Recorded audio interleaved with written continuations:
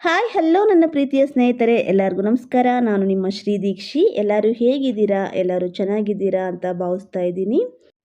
ಈ ವಿಡಿಯೋದಲ್ಲಿ lemon rice ಯಾವ ಥರ ಪ್ರಿಪೇರ್ ಮಾಡ್ಕೊಳ್ಳೋದು, ಹಾಗೆ ಅದಕ್ಕೆ ಏನೇನು ಇಂಗ್ರೀಡಿಯೆಂಟ್ಸ್ ಬೇಕು ಅಂತ ನೋಡೋಣ. ಲೆಮನ್ ರೈಸ್ ರೆಸಿಪಿ ಆಲ್ಮೋಸ್ಟ್ ಎಲ್ಲರಿಗೂ ಗೊತ್ತಿರುವಂತಹ ರೆಸಿಪಿನೇ. ಪಟ್ ಅಂತ 10 ನಿಮಿಷದಲ್ಲಿ ಪ್ರಿಪೇರ್ ಮಾಡ್ಕೋಬೋದು. ಬ್ಯಾಚುಲರ್ಸ್ಗೆ ಬಿಗಿನರ್ಸ್ಗೆ ಯೂಸ್ ಆಗುತ್ತೆ ಅಂತ ತೋರಿಸ್ಕೊಡ್ತಾ ಇದ್ದೀನಿ. ಫಸ್ಟಿಗೆ ಇದಕ್ಕೆ ಬೇಕಾಗಿರುವಂಥ ಇಂಗ್ರೀಡಿಯೆಂಟ್ಸ್ ನೋಡೋಣ. ಇಲ್ಲಿ ನಾನು 2 ಮೆಂಬರ್ಸ್ಗಾಗುವಷ್ಟು ರೈಸ್ಗೆ ಇಂಗ್ರೀಡಿಯೆಂಟ್ಸ್ ತೋರಿಸ್ಕೊಡ್ತಾ ಇದ್ದೀನಿ ನೋಡಿ.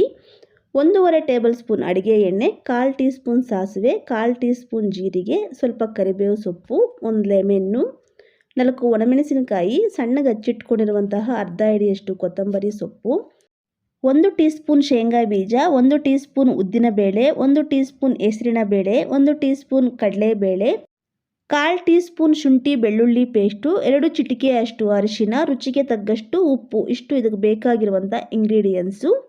ಇವಾಗ ಇದನ್ನು ಯಾವ ಥರ ಪ್ರಿಪೇರ್ ಮಾಡ್ಕೊಳ್ಳೋದು ಅಂತ ನೋಡೋಣ. ಸ್ಟವ್ ಆನ್ ಮಾಡಿಕೊಂಡು ಕಡಾಯಿ ಇಟ್ಕೊಂಡು, ಕಡಾಯಿ ಬಿಸಿಯಾದಾಗ ಅಡುಗೆ ಎಣ್ಣೆ ಸೇರಿಸ್ಕೊಳ್ಳೋಣ. ಅಡುಗೆ ಎಣ್ಣೆ ಬಿಸಿಯಾದಾಗ ಸಾಸಿವೆ ಸೇರಿಸ್ಕೊಂಡು, ಸಾಸಿವೆ ಚಿಟಾಪಟ ಅಂತ ಸಿಡಿದಾದಮೇಲೆ ಜೀರಿಗೆ ಸೇರಿಸ್ಕೊಳ್ಳೋಣ. ಸಾಸಿವೆ ಜೀರಿಗೆ ಸಿಡಿದ ಮೇಲೆ ಗ್ಯಾಸ್ ಮೀಡಿಯಮ್ ಫ್ಲೇಮ್ನಲ್ಲಿ ಇಟ್ಕೊಂಡು ಶೇಂಗಾ ಬೀಜ ಸೇರಿಸ್ಕೊಂಡು 40 ಸೆಕೆಂಡ್ಸ್ ಫ್ರೈ ಮಾಡ್ಕೊಳ್ಳೋಣ. ಒಂದು 40 ಸೆಕೆಂಡ್ಸ್ಗೆಲ್ಲ ಶೇಂಗಾ ಬೀಜ ಸ್ವಲ್ಪ ಫ್ರೈ ಆಗುತ್ತೆ. ಆ ಟೈಮಲ್ಲಿ ಕಡಲೆಬೇಳೆ, ಉದ್ದಿನಬೇಳೆ, ಹೆಸರಿನ ಬೇಳೆ ಸೇರಿಸ್ಕೊಂಡು 30 ಸೆಕೆಂಡ್ಸ್ ಫ್ರೈ ಮಾಡ್ಕೊಳ್ಳೋಣ. ಈ ಬೇಳೆ ಎಲ್ಲ ಫ್ರೈ ಮಾಡ್ಕೋಬೇಕಾದ್ರೆ ಗ್ಯಾಸ್ ಮೀಡಿಯಮ್ ಫ್ಲೇಮ್ನಲ್ಲಿ ಇಟ್ಕೊಂಡೇ ಫ್ರೈ ಮಾಡ್ಕೋಬೇಕು. ಕೈ ಆಡಿಸ್ತಾನೆ ಇರಬೇಕು, ಇಲ್ಲಾಂದರೆ ಸೀದೋಗ್ಬಿಡೋ ಚಾನ್ಸಸ್ ಇರುತ್ತೆ. ಶೇಂಗಾ ಬೀಜ ಹಾಗೂ ಕಡಲೆಬೇಳೆ ಇನ್ನು ಎಕ್ಸ್ಟ್ರಾನು ಸೇರಿಸ್ಕೋಬೋದು, ಚೆನ್ನಾಗಿರುತ್ತೆ ನೋಡಿ. ಬೇಳೆ ಎಲ್ಲ ಈ ಥರ ಕಲರ್ ಚೇಂಜ್ ಆಗಿ ಗೋಲ್ಡನ್ ಬ್ರೌನ್ ಕಲರ್ ಬಂದಾಗ ಕರಿಬೇವು ಸೊಪ್ಪು ಹಾಗೆ ಒಣಮೆಣಸಿನಕಾಯಿ ಸೇರಿಸ್ಕೊಂಡು ಚೆನ್ನಾಗಿ ಮಿಕ್ಸ್ ಮಾಡ್ಕೊಳ್ಳೋಣ. ಒಣಮೆಣಸಿನಕಾಯಿ ಪ್ಲೇಸಲ್ಲಿ ಬೇಕಾದರೆ ಹಸಿ ಮೆಣಸಿನಕಾಯಿ ಸೇರಿಸ್ಕೋಬೋದು, ಚೆನ್ನಾಗಿರುತ್ತೆ.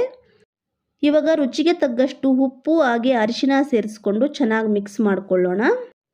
ಇದೆಲ್ಲ ನೀಟಾಗಿ ಮಿಕ್ಸ್ ಮಾಡ್ಕೊಂಡಾದಮೇಲೆ ಶುಂಠಿ ಬೆಳ್ಳುಳ್ಳಿ ಪೇಸ್ಟ್ ಸೇರಿಸ್ಕೊಂಡು 30 ಸೆಕೆಂಡ್ಸ್ ಫ್ರೈ ಮಾಡ್ಕೊಳ್ಳೋಣ.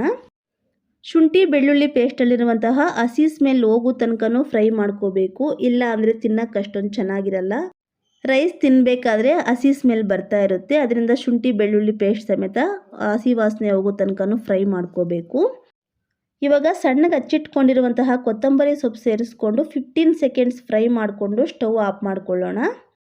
ನೋಡಿ, ಇದಕ್ಕಿನ್ನ ಲೆಮನ್ ಜ್ಯೂಸ್ ಸೇರಿಸ್ಕೊಂಡಿಲ್ಲ. ಗೊಜ್ಜು ಪೂರ್ತಿ ತಣ್ಣಗಾದಮೇಲೆ ಲೆಮನ್ ಜ್ಯೂಸ್ ಸೇರಿಸ್ಕೋಬೇಕು. ಅದರಿಂದ ಇದನ್ನು ಒಂದು 5 ನಿಮಿಷ ತಣ್ಣಗಾಗೋಕ್ಕೆ ಬಿಡೋಣ. ಒಂದು 5 ನಿಮಿಷ ಬಿಟ್ಕೊಂಡು ನೋಡ್ತಾ ಇದ್ದೀವಿ ನೋಡಿ, ಪೂರ್ತಿ ತಣ್ಣಗಾಗಿದೆ. ಇವಾಗ ಲೆಮನ್ ಜ್ಯೂಸ್ ಸೇರಿಸ್ಕೊಂಡು ಚೆನ್ನಾಗಿ ಮಿಕ್ಸ್ ಮಾಡ್ಕೊಳ್ಳೋಣ. ಇನ್ನೇನು ಗೊಜ್ಜು ರೆಡಿ ಆಯಿತು. ಇವಾಗ ನಾನು ಫಸ್ಟೇ 2 ಮೆಂಬರ್ಸ್ಗಾಗುವಷ್ಟು ರೈಸ್ನ ಪ್ರಿಪೇರ್ ಮಾಡ್ಕೊಂಡಿದ್ದೆ. ಆ ರೈಸ್ನ ಇದಕ್ಕೆ ಸೇರಿಸ್ಕೊಂಡು ಚೆನ್ನಾಗಿ ಮಿಕ್ಸ್ ಮಾಡ್ಕೊಳ್ಳೋಣ. ಇದು ಬಿಗಿನರ್ಸ್ಗೆ ಹಾಗೆ ಬ್ಯಾಚುಲರ್ಸ್ಗಂತೂ ತುಂಬ ಈಸಿ ಆದಂತಹ ರೆಸಿಪಿ ಅಂತ ಹೇಳ್ಬೋದು.